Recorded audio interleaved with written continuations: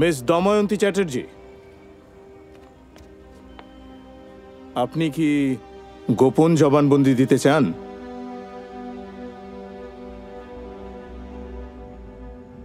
হ্যাঁ।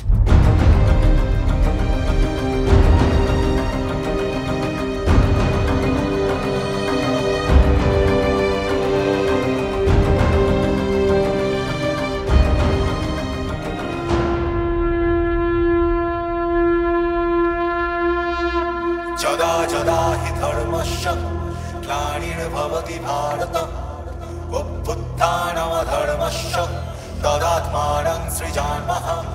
যদা যদা হি ধর্মস্য গ্লানির্ভবতি ভারত অভ্যুত্থানমধর্মস্য তদাত্মানং সৃজাম্যহम्।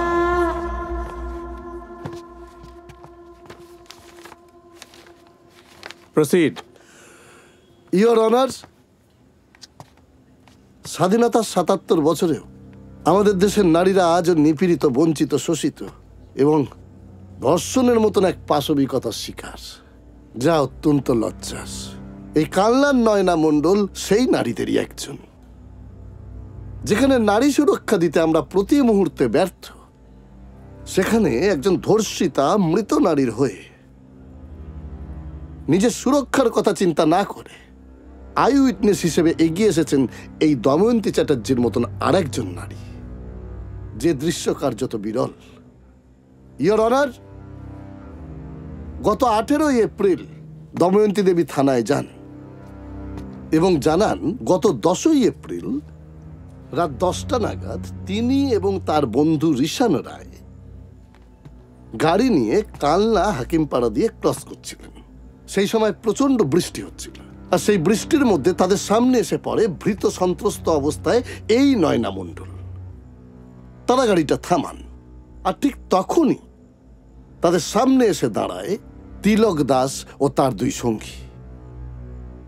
ঋষান রায় নিজের এবং দময়ন্তী দেবীর প্রাণ বাঁচাতে গাড়ি নিয়ে বেরিয়ে যান। পরদিন অর্থাৎ 11 তারিখ একটা কনসাইনমেন্টের মিটিং থাকায় তাদের মুম্বাই উড়ে যেতে হয়। ওনারা ফেরেন 7 দিন পর অর্থাৎ 18 তারিখ। আর সেই 18 তারিখেই ফেরার পথে পেট্রোল পাম্পে দময়ন্তী দেবী সেই তিলক দাসকে দেখতে পান।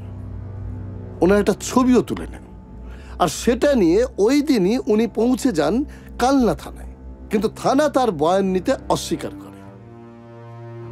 এরপর 19 তারিখ আমরা থানায় যাই একটা কমপ্লেন লজ করতে, কিন্তু দোষীরা এখনো কেউ অ্যারেস্ট হয়নি ইয়োর অনার। এই কেসে আমার সাক্ষী দময়ন্তী চ্যাটার্জি গোপন জবানবন্দিও দিয়েছেন। মিস্টার বড়ুয়া। Yes sir.